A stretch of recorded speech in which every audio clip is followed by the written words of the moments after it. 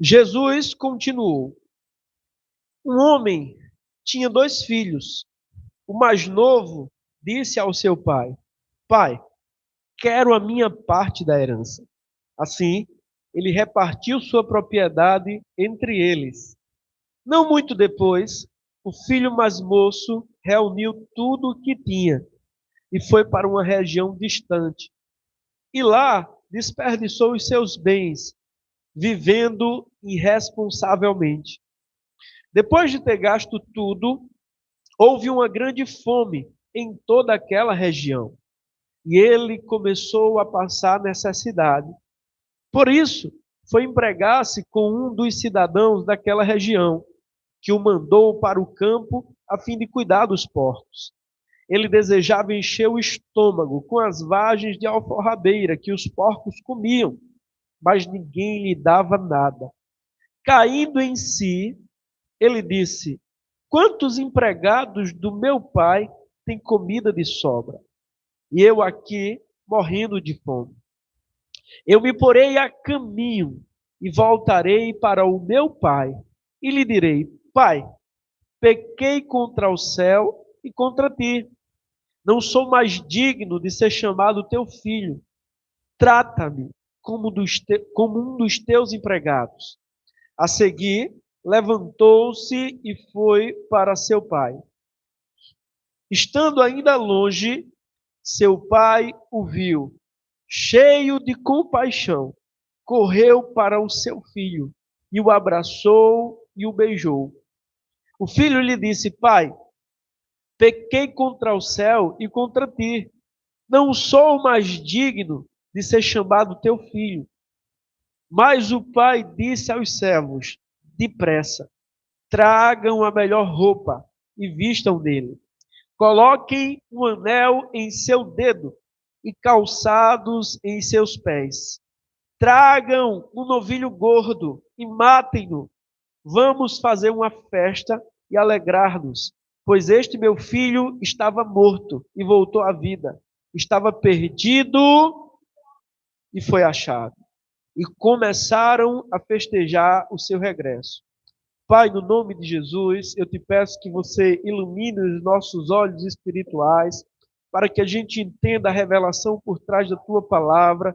Derrama sobre nós essa noite o espírito de sabedoria e de revelação, Senhor, e que a tua palavra, que é a boa semente, seja plantada no bom solo dos nossos corações, no nome de Jesus. Irmãos, eu gosto especialmente dessa parábola porque ela não conta apenas a história do filho pródigo, mas ela conta também a minha história e a sua história. De fato, essa parábola, ela conta a história de todos os homens, de toda a humanidade. Quando a gente continua lendo, a gente vê que, de fato, essa história, ela é uma figura do reino de Deus. Esse pai, na verdade, ele é Deus representado nessa história que Jesus está contando. Os dois filhos, o filho que fica e que depois tem ciúme porque o filho rebelde foi aceito, é o povo de Israel.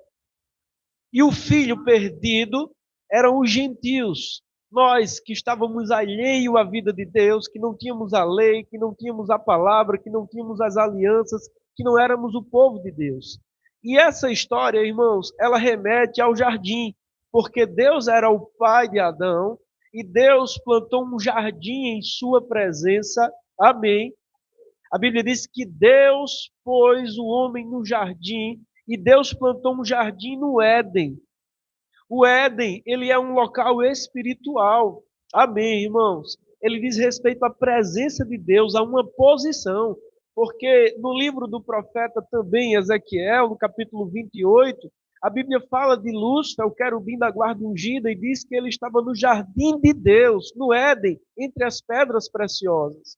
Então veja que antes do homem nascer, amém, antes do homem existir, um ser criado por Deus, um anjo, um querubim, ele estava num local chamado Éden, entre as pedras preciosas, e de lá ele prestava louvor a Deus, até que se achou iniquidade em seu coração, e ele foi expulso e ele caiu daquela posição.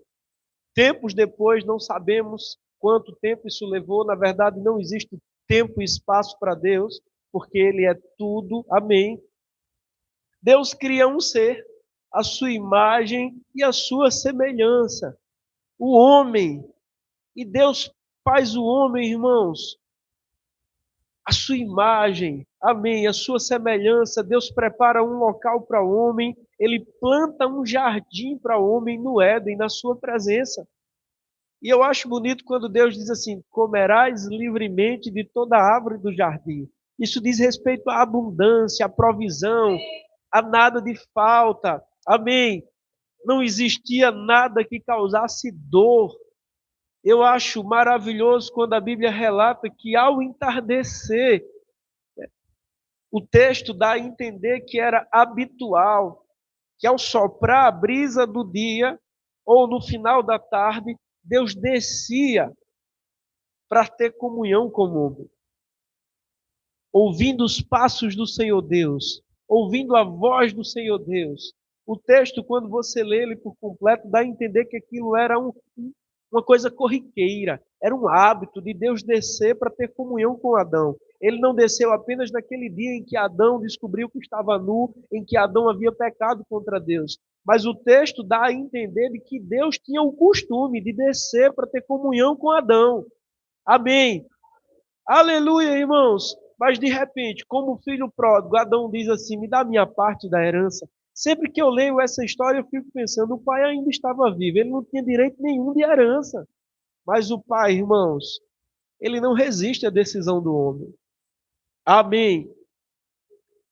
Deus dotou o homem com o direito de escolha. O homem sempre vai ter o direito, irmãos, de escolher entre ficar na presença de Deus ou de partir para uma terra distante. Alguns dizem que Deus, por ser onipotente, a graça dele é irresistível. Não tem como o homem resistir à graça de Deus. Mas desde as primeiras escrituras da Bíblia, a gente percebe que Deus colocou diante do homem duas escolhas. Ele podia comer livremente da árvore do jardim, das árvores do jardim. Deus só pôs uma proibição: não comerás da árvore que se encontra no meio do jardim. Das outras, ele podia comer livremente, inclusive a árvore da vida. Mas a árvore do conhecimento do bem e do mal, existia uma proibição. O que é isso? O direito de escolha. Você pode comer da árvore da vida e de todas as árvores do jardim, se alimentar fartamente, chupar manga, comer maçã, comer pera, jaca, todas as frutas. Mas da árvore do conhecimento do bem e do mal, dela não comerás. Sempre haverá duas escolhas. No deserto, falando aos israelitas que haviam sido libertos do Egito, ele diz: coloco diante de vós vida e morte. Escolhe, porém, a vida para que vivas. O Senhor Jesus, falando sobre esse mesmo assunto, ele diz: olha, tem dois caminhos. Um largo que leva à perdição. Muitos são os que vão por ele. Porque você não precisa fazer esforço para entrar nele. De fato, o homem já está nesse caminho. Agora, existe um caminho estreito, irmãos. Um caminho que há um esforço, que há um sacrifício. Amém. Que há uma escolha proposital.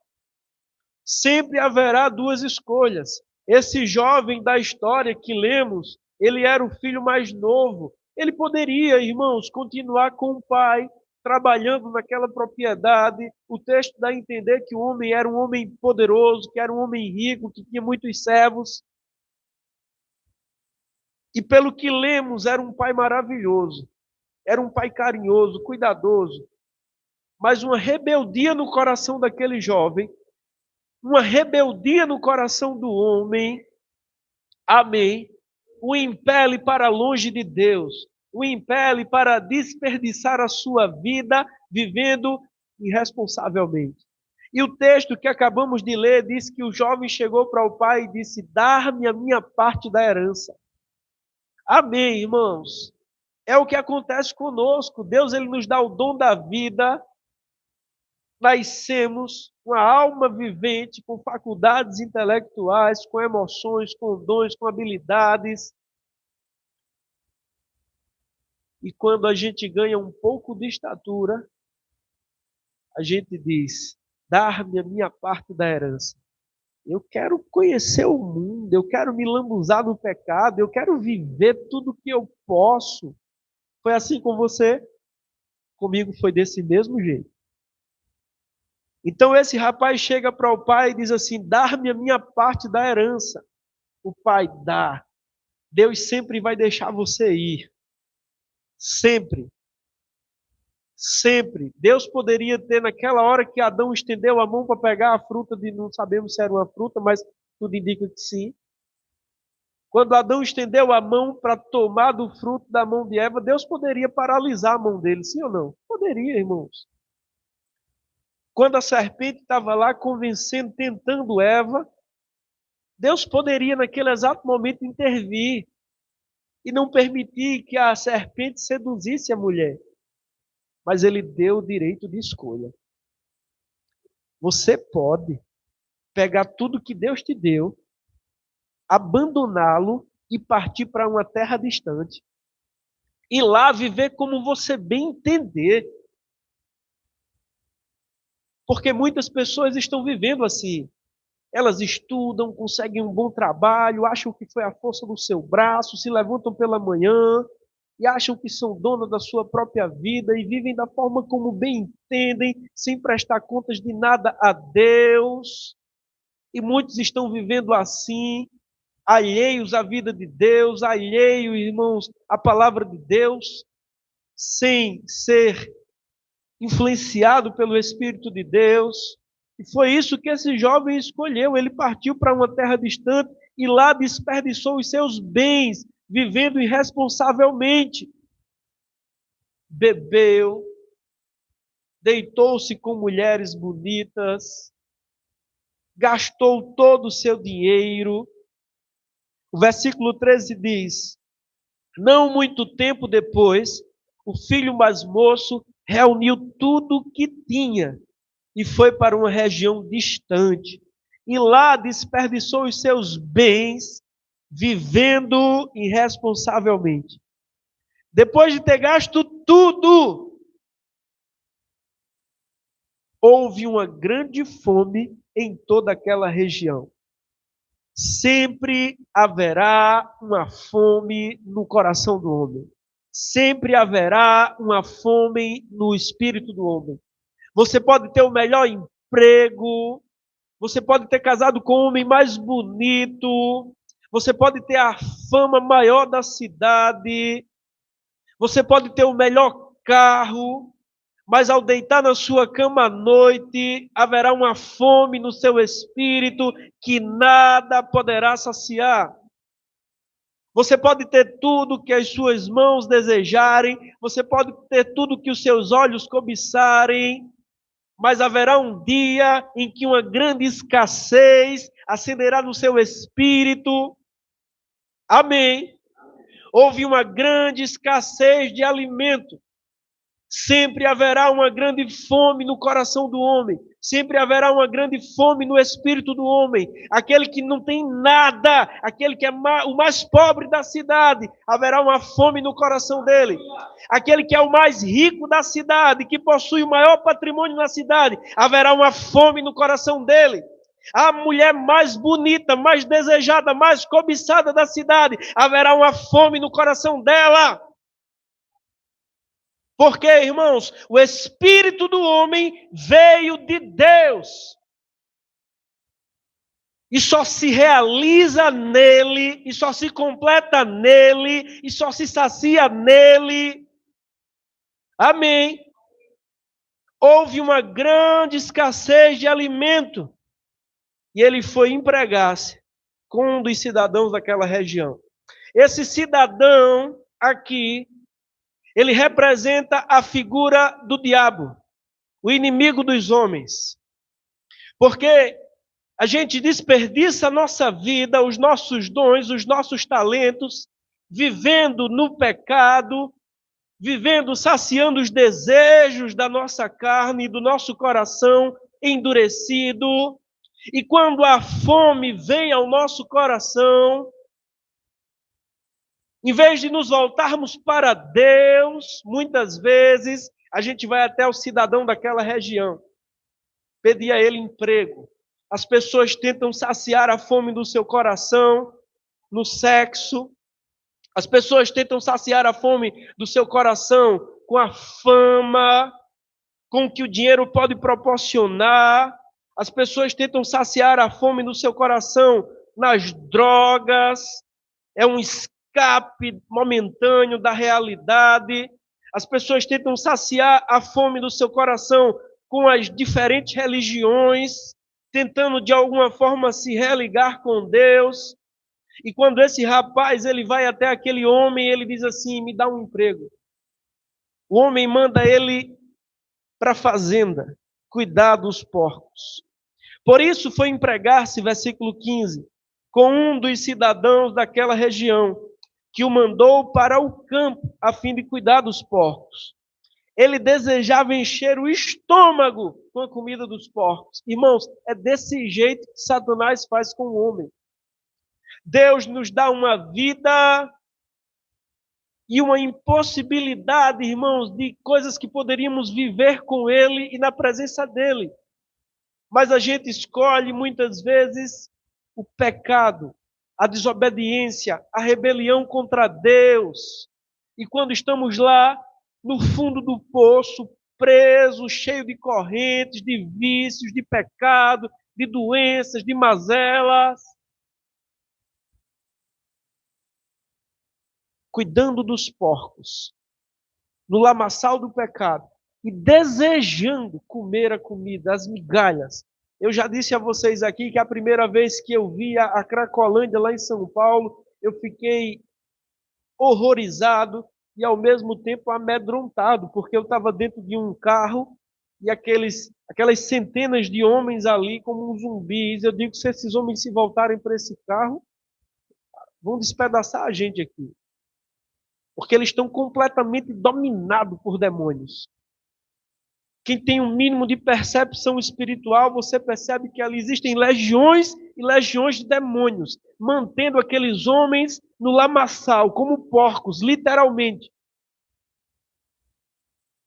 E eu, no momento de sobriedade, eu disse: meu Deus, eu sei que existem pessoas talentosas nessa praça. Eram dezenas e dezenas, eu diria centenas de homens ali.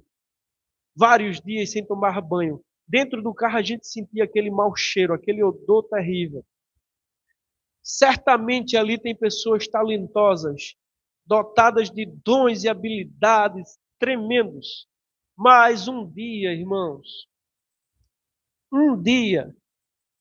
eles disseram para o Pai Celestial: dai-me a minha parte da herança. E não muito tempo depois, partiram para uma terra distante.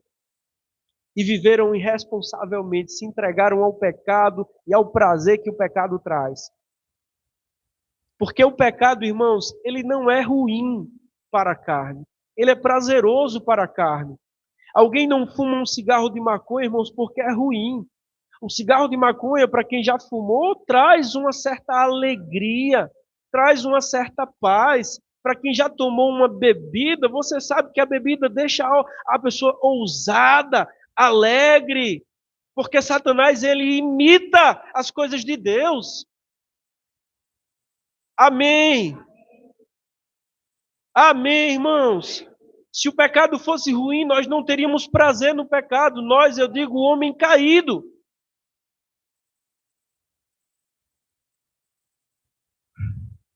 Mas o salmista disse assim: mais vale um dia nos átrios do Senhor do que uma vida toda.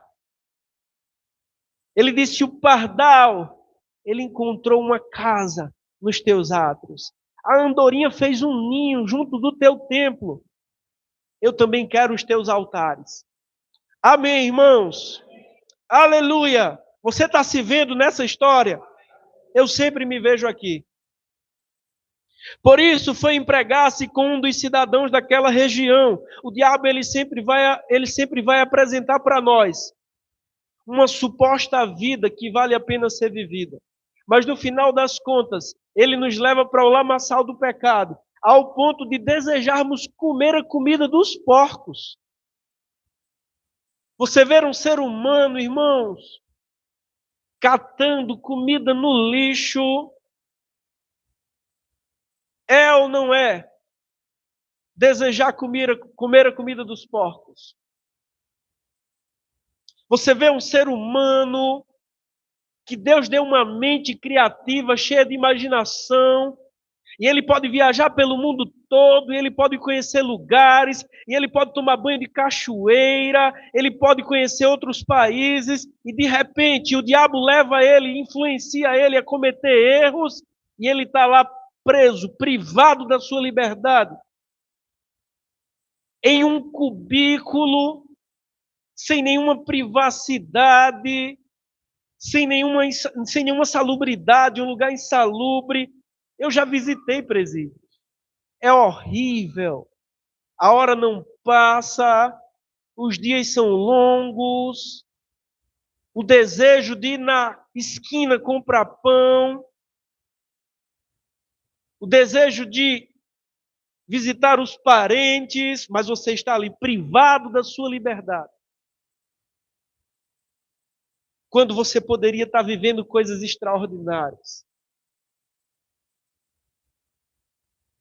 Porque, irmãos, a vida longe de Deus é uma vida que mais cedo ou mais tarde o diabo vai te roubar, te ferir, e se Deus permitir, ele vai te matar. Ele é inimigo dos homens. O que um dia foi tomado dele, Deus deu ao homem. Amém. Ele foi expulso. Jesus disse: eu vi Satanás cair como um raio. E de repente Deus cria um ser à sua imagem, sua semelhança, e o coloca no Éden, na sua presença. Terá domínio, será semelhante a mim. Então, o diabo, cheio de inveja, ele decidiu que o propósito da sua existência seria matar, roubar e destruir o homem.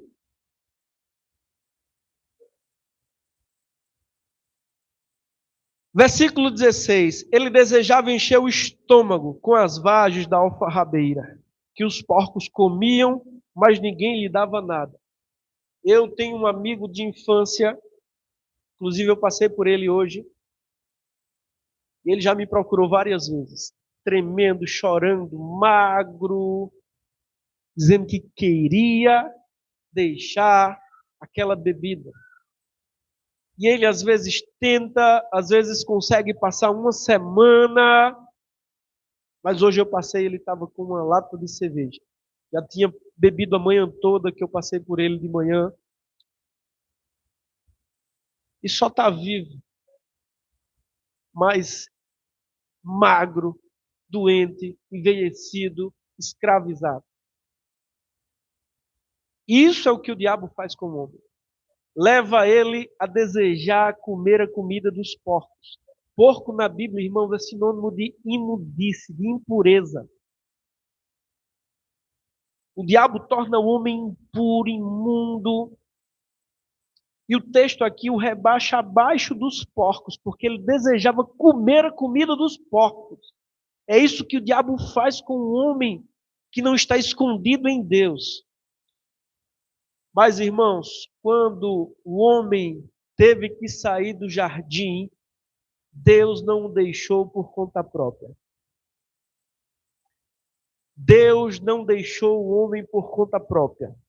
O homem por conta própria, ele não teria como mais se voltar para Deus. Porque um abismo puxa outro abismo. O pecado, ele emaranha, ele prende, ele aprisiona, ele acorrenta cada vez mais. Mas Deus disse a Adão, irmãos, Deus disse a Eva, Deus disse à serpente, ele disse: um dia, da semente da mulher, nascerá um que pisará a cabeça da serpente, e essa lhe ferirá o calcanhar. Vem aí a primeira profecia que o próprio Deus profetiza, dizendo: o descendente da mulher. Ele não deixou Adão por conta própria, irmãos. Adão se escondeu por detrás das árvores, e quando ele ouviu a voz do Senhor Deus que dizia: aonde estás? Deus sabia onde ele estava, irmãos. Deus sabia que ele havia comido da árvore que não devia ter comido. Deus sabia que agora a sujeira, a imundície havia contaminado o seu coração, pois ele sempre esteve nu com Eva, desde que Deus havia feito Eva, irmãos. Deus criou a mulher, ela estava nua desde sempre. E quando ele vê ela, ele diz: essa sim é osso dos meus ossos, carne da minha carne, será chamada mulher, porque do homem foi tirado. E não havia maldade alguma nos olhos dele. Era uma bênção de Deus para ele.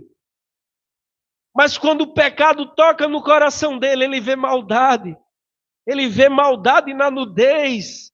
E ele faz para si roupas com folhas de figueira para tentar cobrir a sua imundície, para tentar cobrir a sua nudez.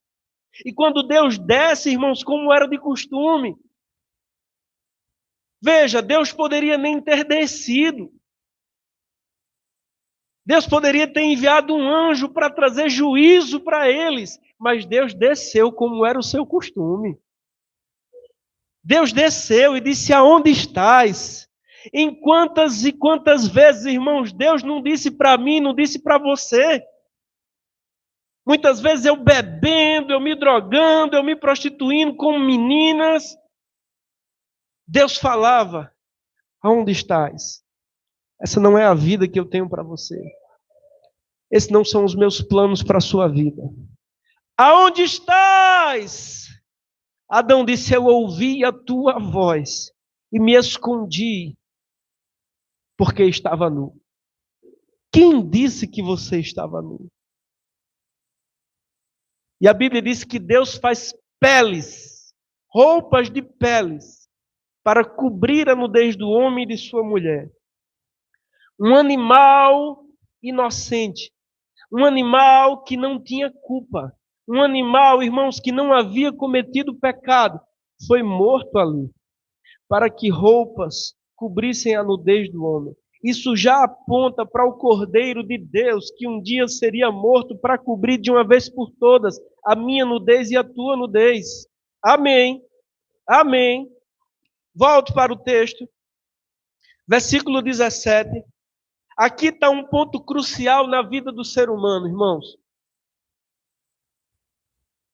Não importa se ele é novo, se ele é velho, se ele é pobre, se ele é rico, se ele é bonito, se ele é feio, se ele é influente ou não tem influência alguma. Esse é o ponto crucial na vida do homem. Versículo 17. Aquele jovem lá havia perdido toda a sua fortuna, ele havia perdido, irmãos, toda a herança que o pai havia dado a ele. Ele agora desejava comer a comida dos porcos. E então acontece algo em sua consciência. E então acontece algo em seu coração, em seu espírito. E é isso que precisa acontecer um dia em mim e em você. Caindo em si. Quando o homem cai em si e reconhece que ele é um pecador, de que ele precisa de Jesus para salvá-lo dos seus pecados, caindo em si, ele disse: quantos empregados do meu pai têm comida de sobra, e eu aqui morrendo de fome? Eu me porei a caminho. Eu te pergunto, quem é o caminho? Um dia Filipe disse para ele: Senhor, não sabemos para onde vais, como então saberemos o caminho? Ele disse: eu sou o caminho, a verdade e a vida. Ninguém vem ao Pai a não ser por mim. Se você estiver em mim, você vai chegar nos aposentos que eu estou indo preparar para vocês. Como eu posso fazer para chegar aos céus? Como eu posso fazer para ir para os aposentos que Jesus prometeu que iria preparar junto ao Pai, se eu estiver nele? O jovem disse: me colocarei a caminho. Esse é o ponto de salvação na vida de qualquer ser humano, independente de sua classe social, do seu nível cultural. É quando ele diz: eu sou um pecador.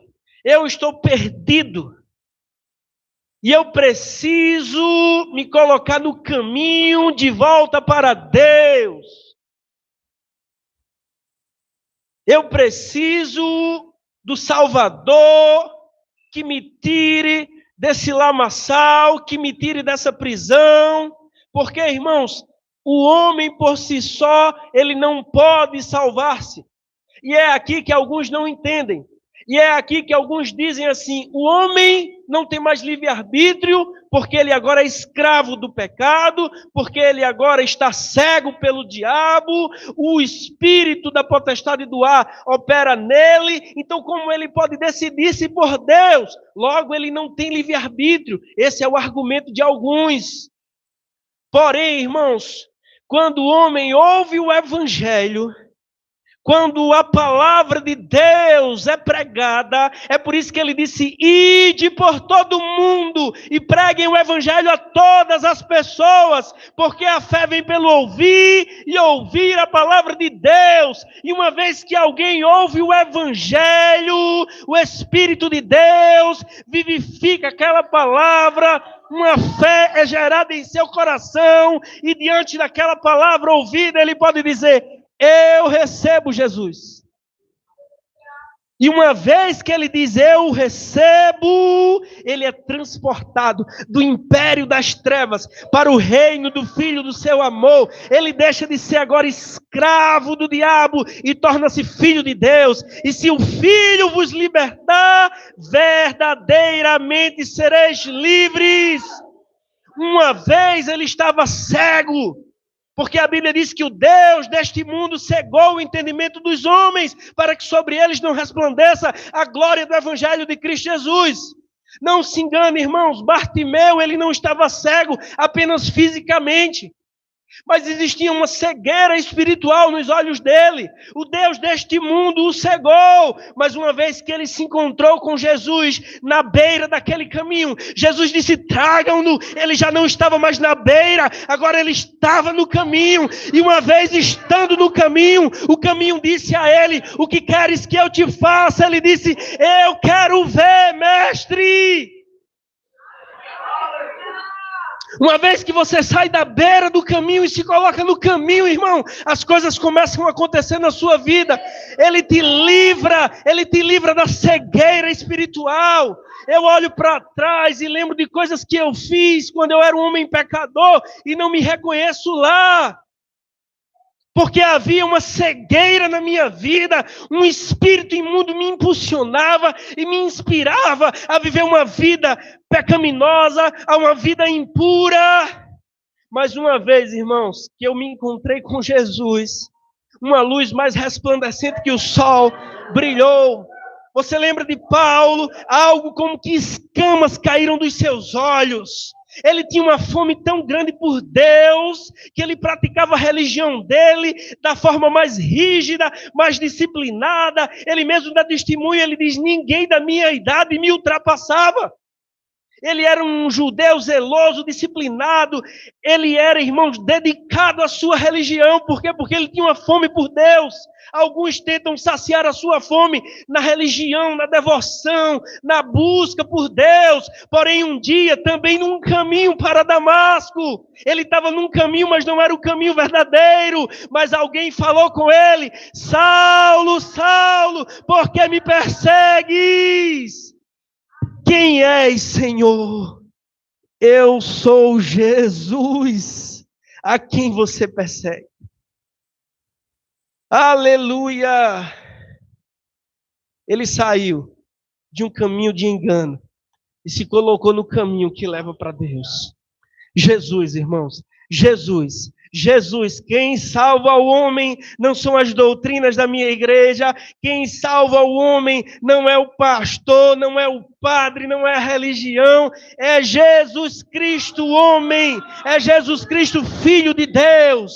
Qualquer que confessar com a sua boca que Jesus é Senhor e crer no seu coração que Deus o ressuscitou dentre os mortos, será salvo, será salvo.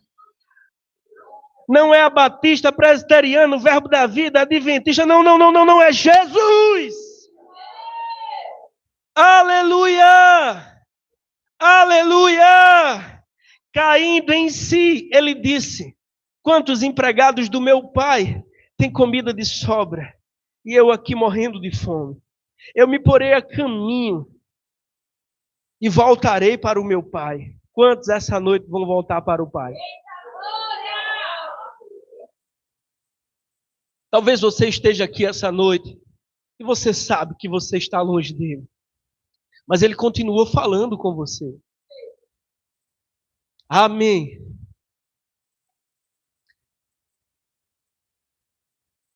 E eu lhe direi: Pai, pequei contra o céu e contra ti. Não sou mais digno de ser chamado teu filho.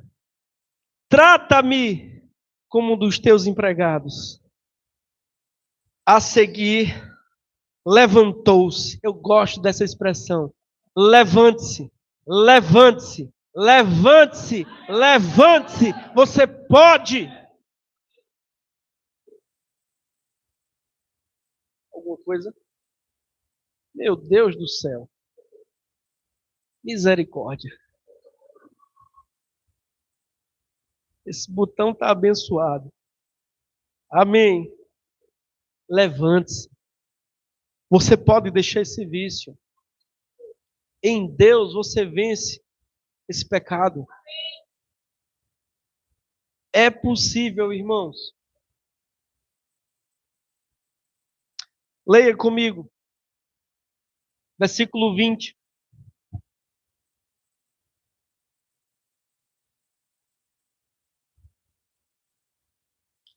A seguir, levantou-se e foi para o seu pai.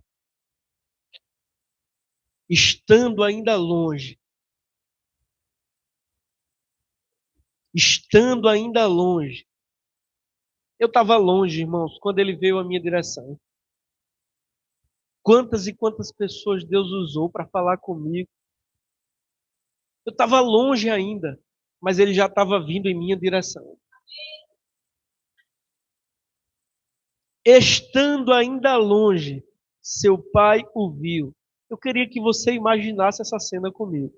O pai está lá, irmãos, na sede da fazenda, no pátio da fazenda, sentado em sua cadeira, assistindo os servos trabalharem. Aqui para trás, as pessoas vão apontar o dedo, elas vão te julgar, elas vão te criticar, elas vão dizer: mas você acabou com o seu casamento, mas você fez isso, mas você fez aquilo, mas você roubava, mas você adulterava. Ei, nenhuma condenação há para os que estão em Cristo Jesus.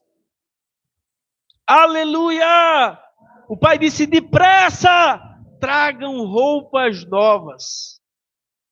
Irmãos, há uma mudança na vida do homem quando ele entrega a sua vida a Jesus. Pode esfriar aqui agora.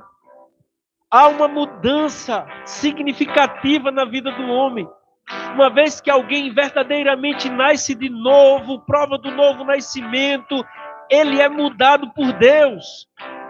É por isso que dizemos que o novo nascimento é o maior de todos os milagres. Porque, deixa eu te dizer, se fosse uma mudança exterior, você mesmo faria.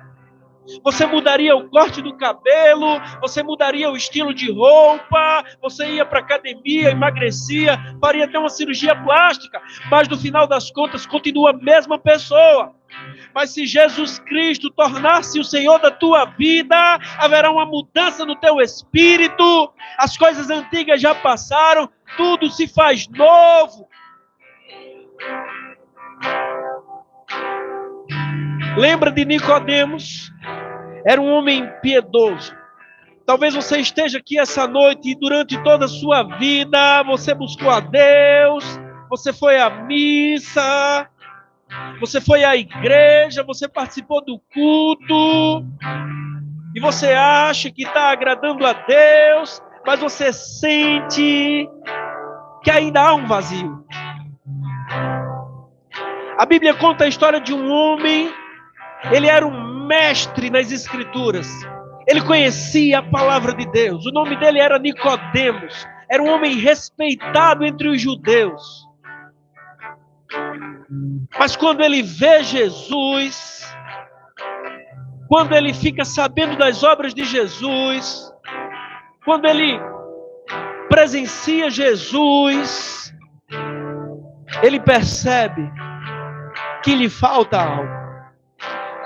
E ele procura Jesus à noite, e quando Jesus o vê, Jesus diz: em verdade, te digo, Nicodemos, que se você não nascer de novo, você jamais verá o reino de Deus. Mas como pode ser? Nicodemos era um homem temente a Deus, piedoso, conhecedor da palavra.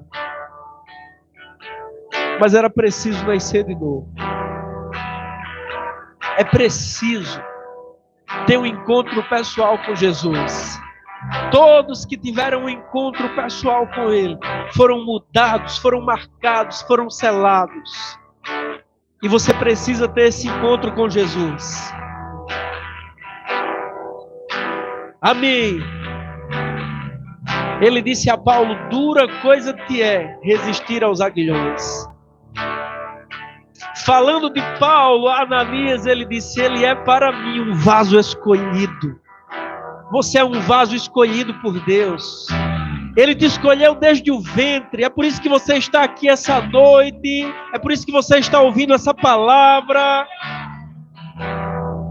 Amém. Mas o pai disse aos seus servos: depressa, tragam a melhor roupa e vistam dele. Coloquem um anel em seu dedo, você agora é um príncipe de Deus.